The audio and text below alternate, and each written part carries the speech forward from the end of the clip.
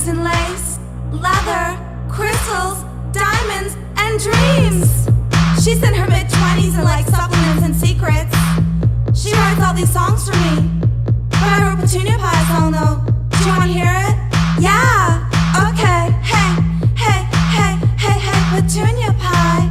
Don't you know you are the apple of my eye? Hey, hey, hey, hey, hey, hey, hey, hey, Petunia Pie. Don't you know you are the apple of my eye? Pie. So can you tell me a little bit, like, what's she like at home?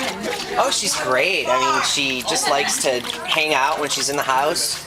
She snoozes on the couch. She likes to climb on top of you when you're watching TV and she falls asleep.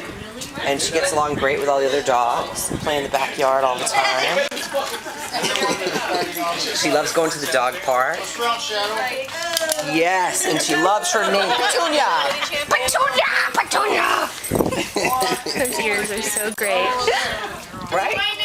She's good with little dogs. She's good with big dogs. She's good with kids. Yeah.